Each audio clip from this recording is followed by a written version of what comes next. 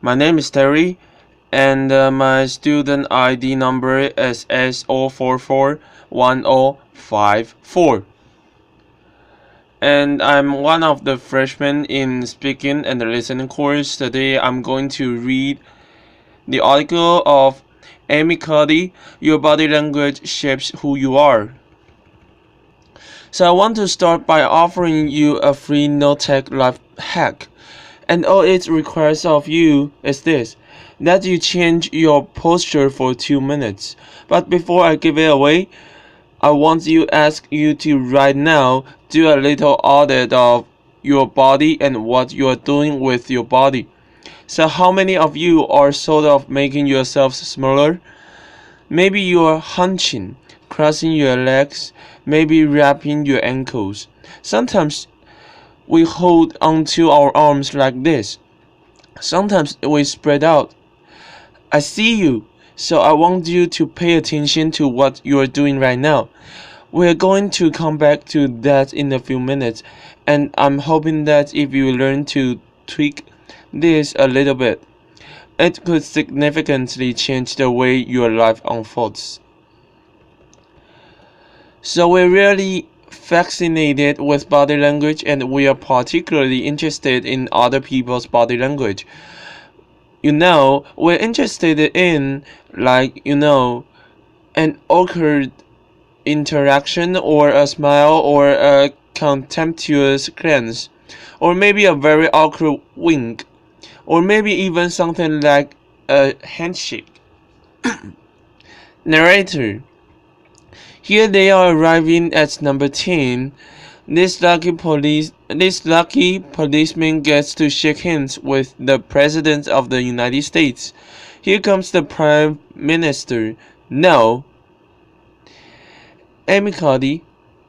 So a handshake, or the lack of a handshake, can have us talking for weeks and weeks and weeks. Even the BBC and the New York Times. So obviously when we think about non-verbal behavior or body language, but we call it nonverbals as social scientists, it's language. So we think about communication. When we think about communication, we think about interactions. So what is your body language communicating to me? What's mine communicating to you? And there's a lot of reason to believe that this is a valid way to look at this. So social scientists have spent a lot of time looking at the effects of our body language or other people's body language on judgments. And we make sweeping judgments and inferences from body language. And those judgments can predict really meaningful life outcomes, like who we hire or promote, who we ask out on a date. For example, Nalini Ambady, a researcher at Tufts University, shows that when people watch 30-second soundless clips of real physician-patient interactions, the judgments of the physician's niceness predict whether or not that physician will be sued. So it doesn't have to do so much with whether or not that physician was incompetent, but do we like that person or how they interacted? Even more dramatic, Alex Todorov at Princeton has shown us that judgments of political candidates' faces in just 1 second predict 70% of U.S. Senate and gubernatorial race outcomes, and even Let's Go Digital. Emoticons used well in online negotiations can lead to you claim more value from that negotiation. If you use them poorly, bad idea, right? So when we think of nonverbals, we think of how we judge others, how they judge us, and what the outcomes are. We tend to forget, though, the other audience that's influenced by our nonverbals, and that's ourselves. We are also influenced by our nonverbals, our thoughts, and our feelings. and our physiology. So what nonverbals am I talking about? I'm a social psychologist. I study prejudice and I teach at a competitive business school. So it was inevitable that I would become interested in power dynamics. I became especially interested in nonverbal expressions of power and dominance. And what are nonverbal expressions of power and dominance? Well, this is what they are. So in the animal kingdom, they are about expanding. So you make yourself big, you stretch out, you take up space, you are basically opening up. It's about opening up. And this is true across the animal kingdom. It's not just limited to primates. And humans do the same thing.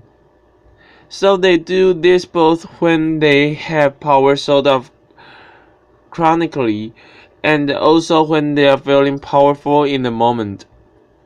And this one is especially interesting because it really shows us how universal and old these expressions of power are. This expression, which is known as pride, Jessica Tracy has studied.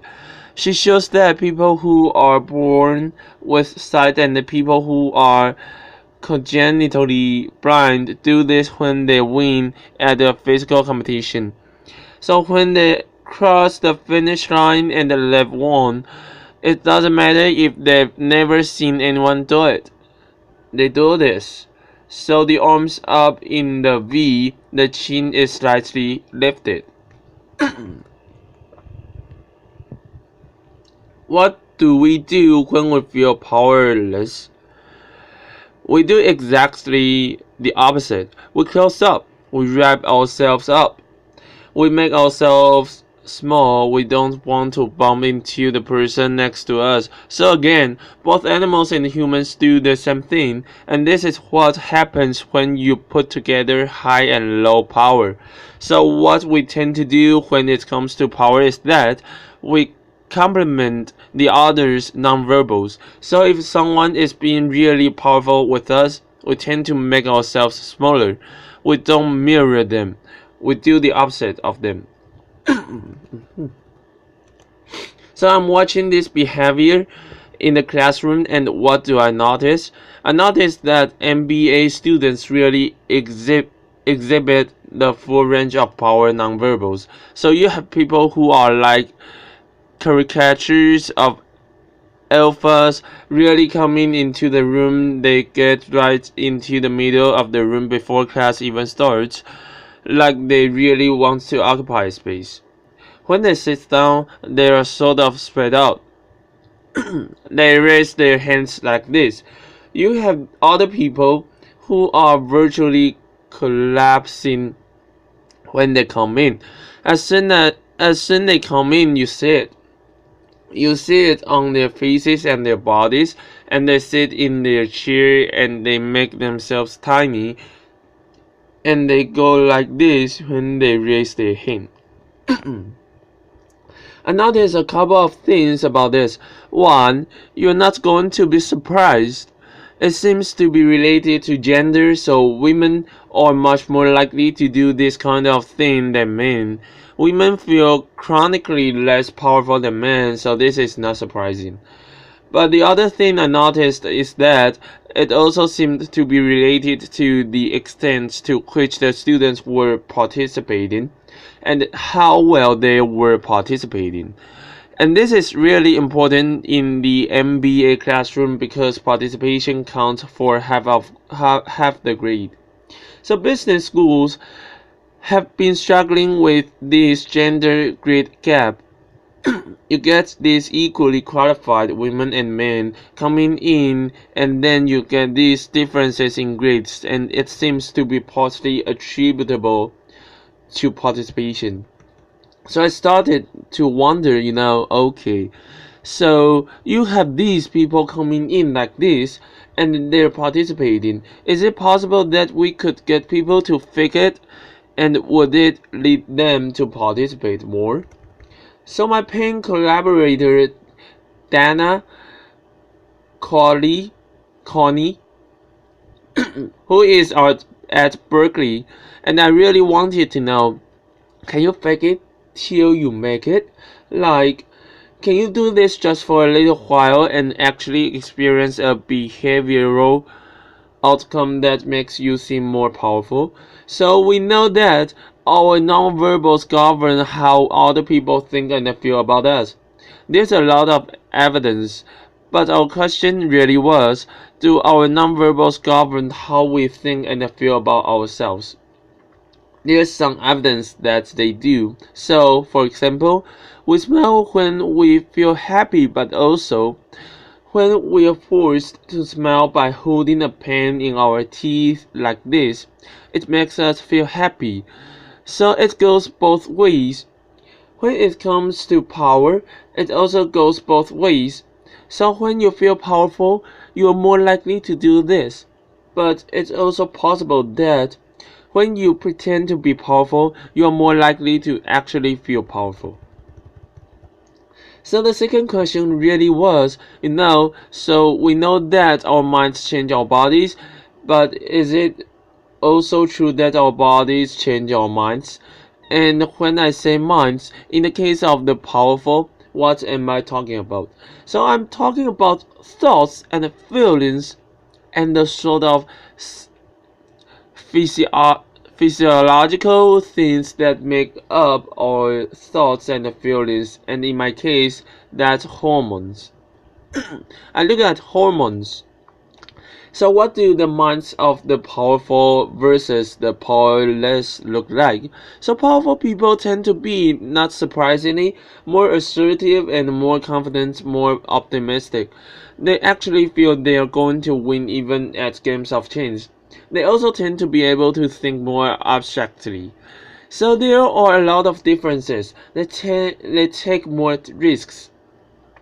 There are a lot of differences between powerful and powerless people. Physiologically, there also are differences on two key hormones: testosterone, which is the dominance hormone, and cortisol, which is the stress hormone. So what we find is that high power alpha males in primate hierarchies have high testosterone and low cortisol, and powerful and effective leaders also have high testosterone and low cortisol. So what does that mean? When you think about power, people tended to think only about testosterone because that was about dominance. But really, power is also about how you react to stress. So do you want the high power leader that's dominant, high on testosterone, but really stress reactive? Probably not, right? You want the person who's powerful and assertive and dominant but not very stress reactive, the person who's laid back. So we know that in primate hierarchies, if an alpha needs to take over, if an individual needs to take over an alpha rule sort of suddenly, within a few days, that individual's testosterone has gone up significantly and his cortisol has dropped significantly. So we have this evidence both that the body can shape the mind at least at the facial level, and also that rule changes can shape the mind. So what happens, okay? You take a rule change, what happens if you do that at a really minimal level, like this tiny manipulation, this tiny intervention? For 2 minutes you say, I want you to stand like this, and it's going to make you feel more powerful. So this is what we did. We decided to bring people into the lab and run a little experiment, and these people adopted for 2 minutes either high power poses or low power poses, and I'm just going to show you 5 of the poses, although they took on only 2. So here's one, a couple more. This one has been dubbed the Wonder Woman by the media. Here are a couple more. So you can be standing or you can be sitting. And here are the low power poses. So you're folding up. You're making yourself small. This one is very low power. When you're touching your neck, you are really protecting yourself. So this is what happens. They come in, they spit into a vial. For 2 minutes we say, you need to do this or this. They don't look at pictures of the poses. We don't want to prime them with the concept of power. We want them to be feeling power. So 2 minutes they do this. We then ask them, how powerful do you feel? On a series of items, and then we give them an opportunity to gamble, and then we take another saliva sample. That's it. That's the whole experiment. So this is what we find. Risk tolerance, which is the gambling. We find that when you are in the high power pose condition, 86% of you will gamble. When you are in the low power pose condition, only 60%, and that's a whopping significant difference. Here's what we find on testosterone. From their baseline when they come in, high power people experience about a 20% increase, and low power people experience about a 10% decrease. So again, 2 minutes, and you get these changes. Here's what you get on cortisol. High power people experience about a 25% decrease, and low power people experience about a 15% increase. So 2 minutes leads to these hormonal changes that configure your brain to basically be either assertive, confident, and comfortable, or really stress reactive and feeling sort of shut down. And we've all had the feeling, right? So it seems that our nonverbals do govern how we think and feel about ourselves. So it's not just others, but it's also ourselves. Also, our bodies change our minds. But the next question, of course, is, can power posing for a few minutes really change your life in meaningful ways? This is in the lab. Is this little task. It's just a couple of minutes. Where can you actually apply this? Which we cared about, of course. And so we think where we want to use this is evaluative situations like social threat situations. Where are you being evaluated either by your friends?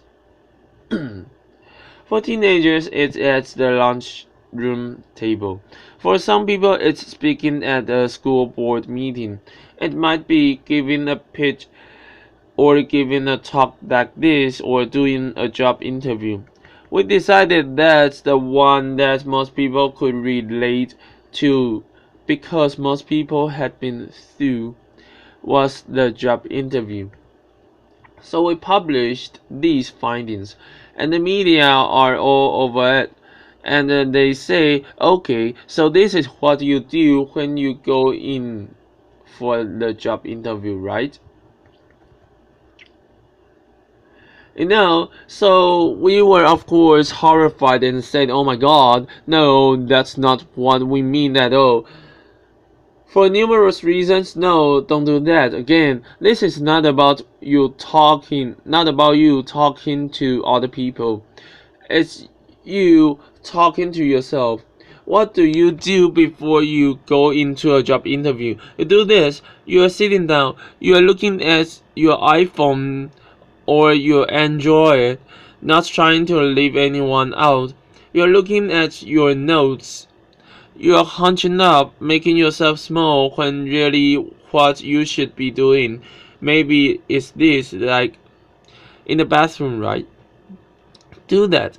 Find 2 minutes. So that's what we want to test, okay? So we bring people into the lab and they do either high or low power poses again. They go through a very stressful job interview. It's 5 minutes long. They are being recorded. They're being judged also, and the judges are trained to give no non-verbal feedback, so they look like this. Imagine this is the person interviewing you. So for 5 minutes nothing, and this is worse than being heckled. People had this. It's what Marianne LaFrance calls standing in social quicksand. So this really spikes your cortisol. So this is the job interview we put them through because we really wanted to see what happened. We then have these coders look at these tapes. 4 of them. They're blind to the hypothesis.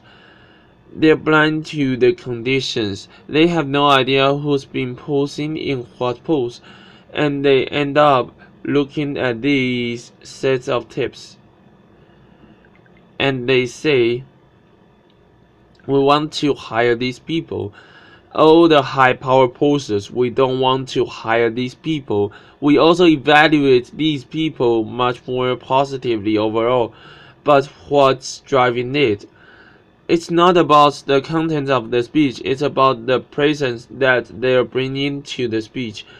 Because we read them on all these variables related to competence, like how well structured is the speech, how good is it, what are their qualifications, no effect on those things.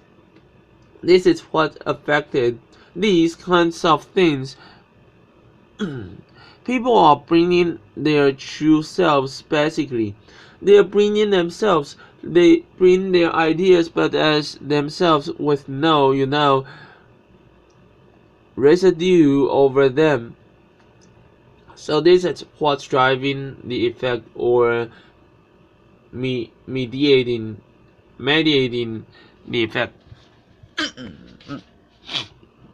So when I tell people about this, that our bodies change our minds and our minds can change our behavior and our behavior can change our outcomes, they say to me, it feels fake, right?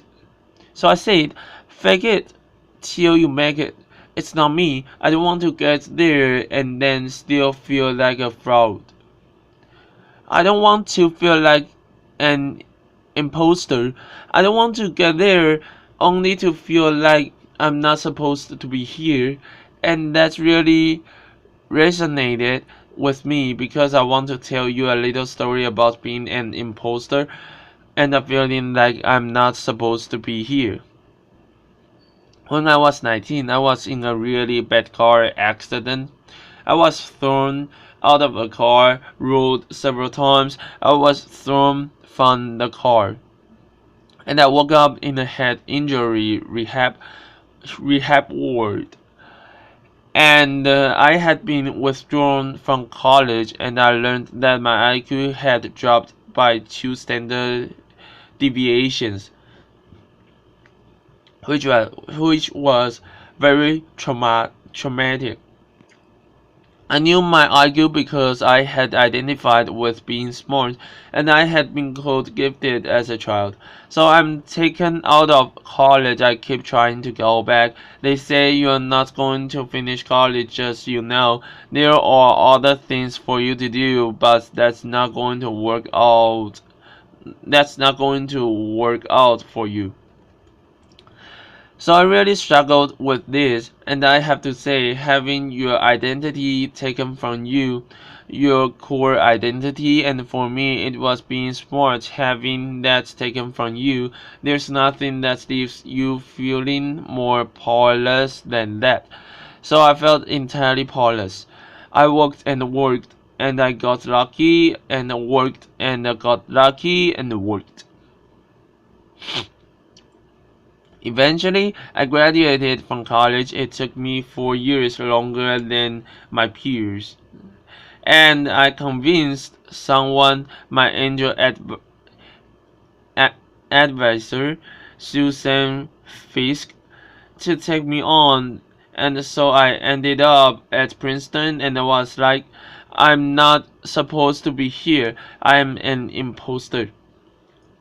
And the night before my first year talk, and the first year talk at Princeton is a 20 minutes talk to 20 people. That's it. I was so afraid of being found out the next day that I called her and said, I'm quitting. She was like, you're not quitting because I took a gamble on you and you are staying. You're going to stay, and this is what you are going to do. You are going to fake it. You are going to do every talk that you ever get asked to do. You're just going to do it and do it and do it. Even if you're terrified and just paralyzed and having an out of body experience until you have this moment where you say, oh my gosh, I'm doing it. Like, I have become this. I am actually doing this. So that's what I did.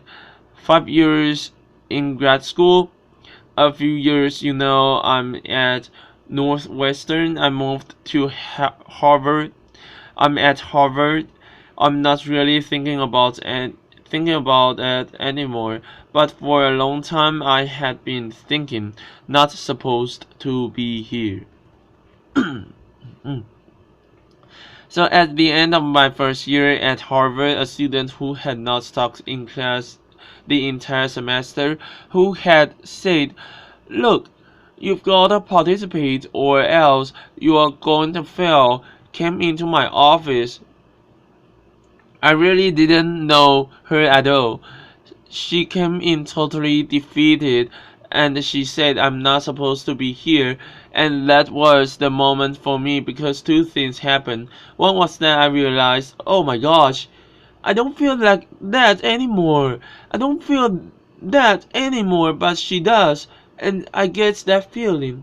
And the second was, she is supposed to be here, like she can fake it, she can become it.